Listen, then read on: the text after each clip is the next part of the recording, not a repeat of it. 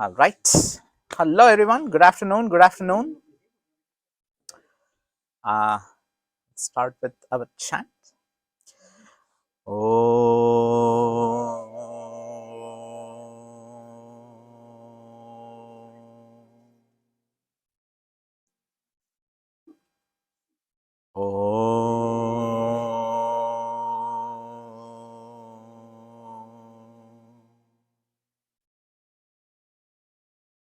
Asato ma sadgamaya tamaso ma jyotirgamaya mrityorma amritam gamaya. Om Shanti Shanti Shanti.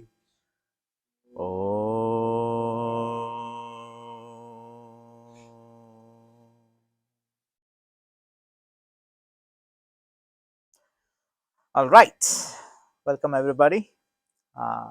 It's always good to have chai before Vedanta talks. It kind of like wakes us up because Vedanta does have a quality of inducing people into deep sleep. Anyway, well, that aside. So, last gathering, we were talking about the various aspects of the mind and various aspects of the human mind. And how we ended up with the various aspects of the human mind was that we were discussing how the world in Vedanta, one of the ongoing concept is that the world is a projection, the world is Maya, and how we were kind of like dissecting what Maya means and what are the various aspects of the Maya. So the Sanskrit term for Maya, if it can be broken down, is Avarana and Vikshepa. Avarana means the aspect of Maya, the power of Maya to cover something up, to veil something. Vikshepa is once the reality is veiled, to project it as something else. So, Avarana is the act of covering up, and Vikshepa is the act of projecting something which is different than or a different or a limited version of the reality. And then this Avarana and Vikshepa, covering and projection, how does it manifest in the human mind? Through the gunas. In especially for when we do the yoga, we are aware of, we have heard Rajasic, Tamasic, and Sattvic. So we were talking about the Rajasic gunas of the mind, the Tamasic gunas of the mind, and the Sattvic. We'll come to Sattva, we'll transition into Sattva at last today. So the Rajasic, the Tamasic aspects, we were specifically talking about what the Rajasic aspects of the minds are, like the various emotions that we go through: anger, jealousy, hatred, and then all the different resentment and all these different negative aspects of the mind which keeps us, and also some positive aspects too of the mind, such as like having a deep resolution, to be resolute, to be to face anything, the courage, and then the patience. All of this comes under the wider gambit of Rajas. Now, after Rajas, we have Tamas. So, Rajasic aspect is that how does Maya project reality different than its actuality? Tamas is the covering up. What does this cover up even mean? So that's what we'll dwell on a little bit today, and we'll also go back to our old friend, the Panchakoshas, the Annamaya Kosha, the Pranamaya Kosha, Manomaya Kosha, Vijnanamaya Kosha, and Anandamaya Kosha. So today's focus would be more on the Anandamaya Kosha. So if you want to talk about also one of the bigger concepts in Vedanta is you always give an analogy just to compare ideas. So in the same sense, today's analogy will talk about, we all have known we all see the bulbs, right? Not these LED ones, but the older ones, the incandescent bulbs, the original one that Edison invented, and the ones we have in upstate too, like uh, the uh, uh, the person who designed it was very specific to make sure it was incandescent, because incandescent is the one that gives the best quality of light. So we all have seen the incandescent bulbs, right? So what does that incandescent bulb do? If you have ever held that bulb in your hand, it has these various layers as if to the bulb. It has the external covering, the glass covering, and then it has the delicate internal structure that holds that filament that is ever so thin. That thin filament, right? Usually it's the tungsten metal, right? So what happens? What's the principle there in that light bulb? Electricity passes through the bulb, and then that filament is heated, goes up to a very high temperature, and then when it hits that high temperature, it's the properties of all metals. All metals do that. Like iron, if you heat it to a very high temperature, it gets red hot and white hot. In the same sense, tungsten goes to a very high temperature, and then a lot of heat is given out, and then a portion of that heat also comes out as light. So in a very similar way, right, here when you fix that bulb into an electric source, right, what's the end result?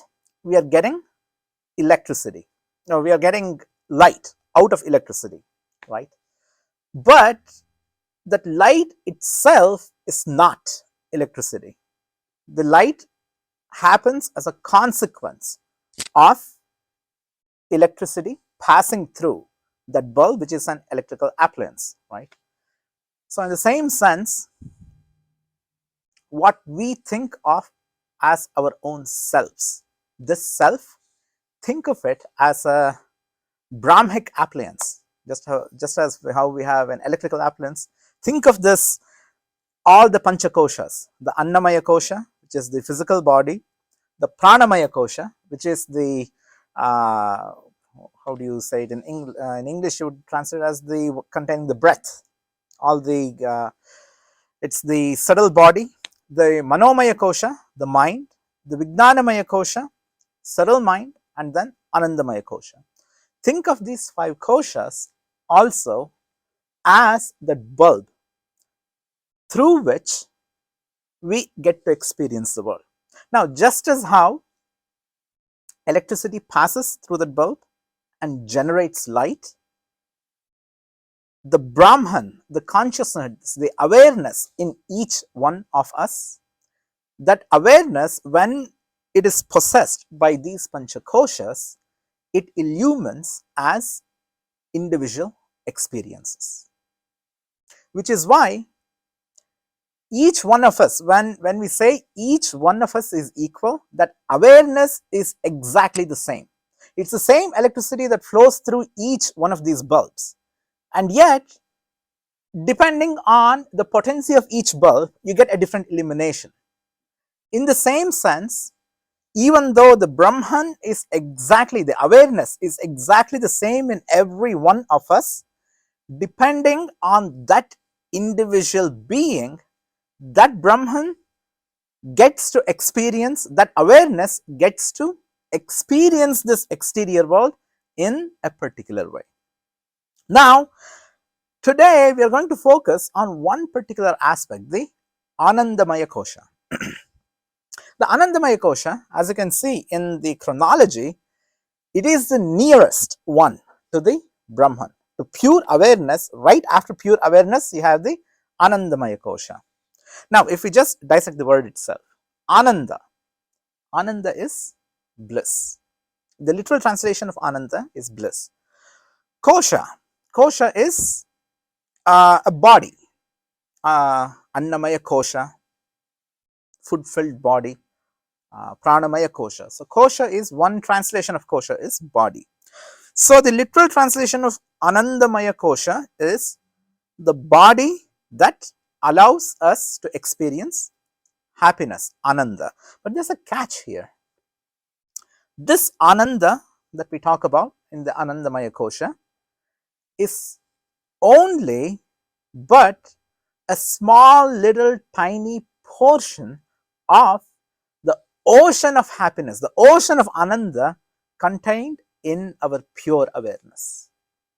And the reason why it's only a sprinkle of that real awareness of the real Ananda we possess is precisely because of the various samskaras that we carry, the various different tendencies that we carry within our own being that we mistakenly think that we are. The moment I say Giri, oh, who's Giri? It's the basic tendency to say, this body, this is me. If someone pushes me further, like the Guru, like Moksha Priya, no, tell me the real Giri. The limit that we might go up to is maybe my personality, maybe my thoughts, maybe this confluence of emotions. Stop at the level of the mind, usually who you are. But then the true self is none of all these koshas. The true self does not have, it's nameless, it's formless, it's just awareness, experience itself. And yet that experience itself, that pure awareness itself, to be saying, to be identifying with a particular body form, that's what we are trying to get to the bottom of. How does this even happen? So Anandamaya Kosha, right? So Anandamaya Kosha is, well, the theory is that it is basically wrapped up in tamas. Tamas, which is the veil, the veiling power of the Maya. The Anandamaya Kosha is completely engulfed in tamas, which keeps us from accessing the eternal happiness, bliss within us. How so, we might ask? You know, we were talking about another, in our earlier gatherings, we were talking about the three states of awareness, right? We have the awakened state, Jagrata Avastha, and then when we go to sleep, we dream. That's the dream state. And then during the REM sleep, what we call, and then beyond the dream state, every single day, we completely blank out, the deep sleep state. That deep sleep state is when each one of us is accessing that Anandamaya Kosha. We do that every single day. And yet, if we are able to access that Anandamaya Kosha, and if that Anandamaya Kosha is so near to your true self, one would be very valid to ask, hey, what keeps us from being, self-realized every night? We just go to sleep and say, oh, I got self-realized for a few moments and then I came back. What keeps us from saying that? It is precisely the fact that when we are experiencing what we think as the true self, it is completely covered in our purva samskaras. The veil happens because of the various different experiences in their root form. That's what we are accessing when we go to deep sleep. In the Upanishads, they actually name this in a very particular way, and they give a beautiful analogy in terms of a bird. They actually break down the everyday material happiness that we get from a material in three distinct ways. It's called Priya, Moda, and Pramoda. It's as if you look at a bird, right? It has a beautiful face, it has two wings. The face of the bird is called Priya. It's again a Sanskrit word, Priya. In general terms, Priya means that which is liked, something with a likable quality is Priya. Specifically, what Priya means is the joy that we get just by seeing something or someone. Think of whenever we are think of buying something, right? We go to Amazon, and then we go to the Prime, and then we look at all the pictures, right? And then you look at a particular item. Oh, I want to get this laptop which is on sale, and then you start looking at the specs and everything. The joy that you derive just by looking up that item, that particular aspect of the mind is called priya. And then once you like something, once you have made your mind, then you hit buy, right? And then you hit buy, and then the clock starts ticking. You start tracking the package, oh, is it in? I think there was a package that also came here today. We got a few packages. So when the package, when the thing that you are anticipating for the most, when it arrives, and then you're able to literally hold it in your hands, and then that gives you a different kind of joy. That's called moda, meaning the joy that you attain by simply handing, the hands-on joy. And then once you tear open the package, you hopefully you fold the box, put it to recycle, and then you start using the material, maybe the latest iPhone 15 Pro. Oh, look at the camera, look at the display.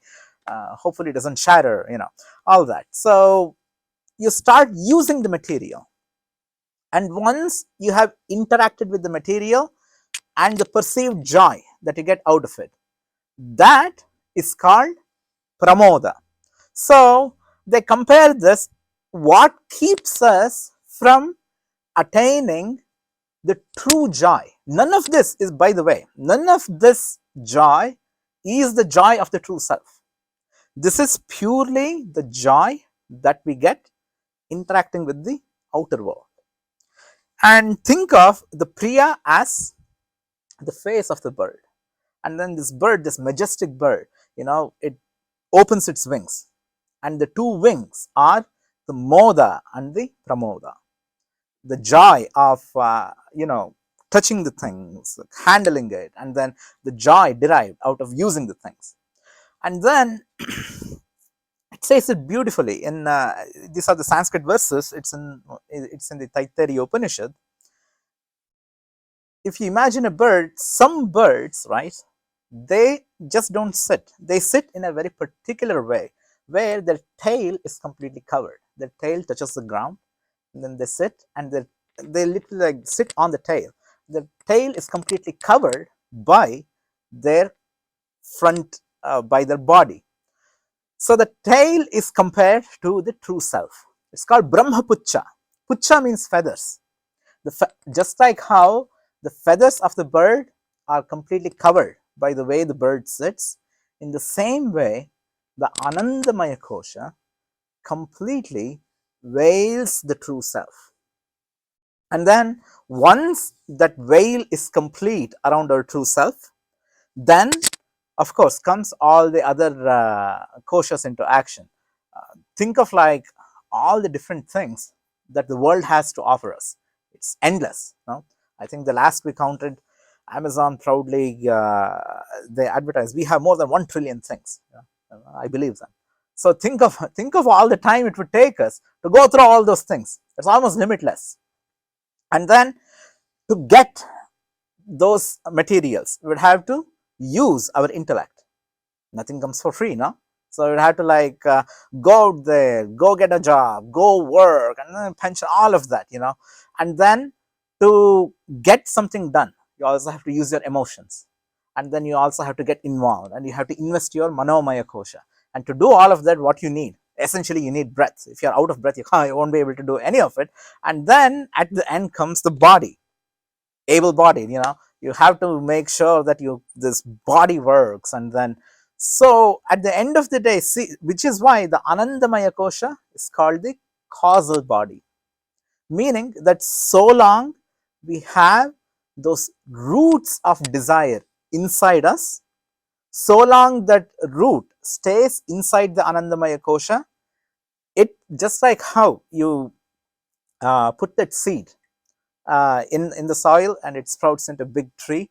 In the same way, so long we have that seed of desire inside, the most subtle of the subtle bodies, the Anandamaya Kosha, it keeps on manifesting. It keeps on manifesting in all these different ways: anger, joy, papa, punya, desire, action, karma, fruits of the karma. So you again in Adi Shankara says it so beautifully. Punarapi jananam, punarapi maranam, punarapi janani jatare shayanam. Iha samsare bahudustare, kripaya pahi murare. Punarapi jananam, punarapi maranam. Meaning that so long we don't acknowledge this process within us, punarapi jananam, will keep on taking another incarnation. And then because of all the karma generated through that janma, through that incarnation, punarapi maranam, you die again. You keep you keep on coming back, keep on dying, and it goes on ad infinitum until you hit the point and say, wait a minute, none of this is my true self. It's like someone is just like how YouTube does. If you before they didn't used to do. Now YouTube, just to make sure that you keep on watching them, if you hit on one video, it's on auto loop. It keeps on playing another one, keeps on playing another one, keeps on playing another video until you have had enough and say, hold on, stop, pause, hit that pause button. Only then will things stop. In the same way, to stop this continuous chain of birth, death ad infinitum, at some point, which is exactly also the purpose of yoga, chitta vritti nirodha. What's chitta vritti? Vritti is these waves of mind. They keep on coming, they keep on coming, they keep on coming. Chitta vritti nirodha. Nirodha is hitting that stop button. Stop. Feel that blankness. Feel only when you are able to calm the mind down are you even able to. It's like a magnifying glass, right? On a hot day, take the magnifying glass out and then you magnify all these scattered rays onto one point, and it's enough to bring about fire. No, that concentration of energy. If you think about our senses, what do the senses do? They're always primed to keep on getting inputs continuously from the outside. The skin is always on the lookout for the next touch. The eye is always on the lookout for the next sight to see. The ears always on the lookout for the next song, always on the lookout for the next sound. The tongue, oh my god, always on the lookout for the next cup of chai or the next samosa. And the nose, always on the lookout for the next beautiful smell to smell. But just imagine, and what do each one of them do? When we are having each one of those experience, that's a chitta vritti. And what allows us even to have those experiences, it's the mind.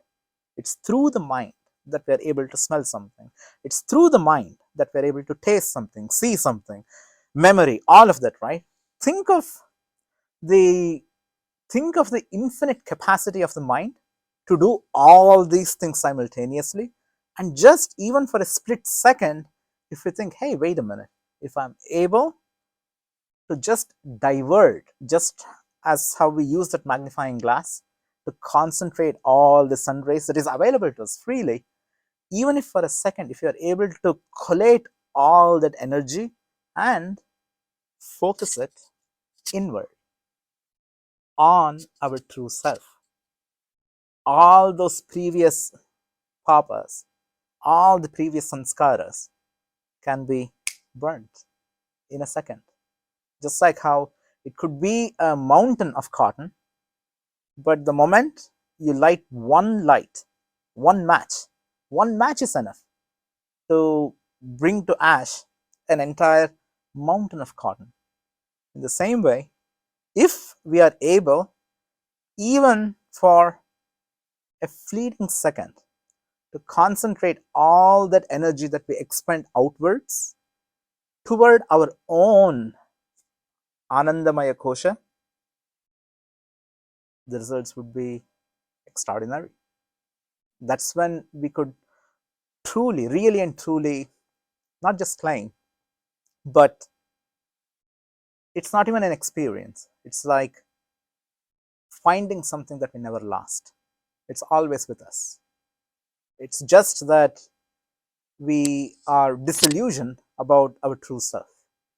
And for that split second, if you are able to do that, that's when it will really and truly hit upon us. Tattvamasi, that thou art. Aham Brahmasmi. That's the only way that it can come to us in its full force. So, with that, we shall continue the next class. Almost. We'll chant Om and we'll be done.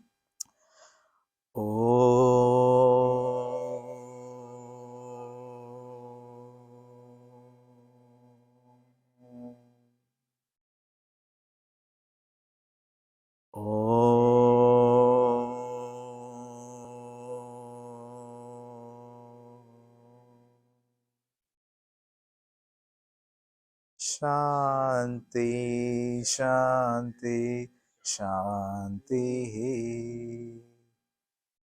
Om.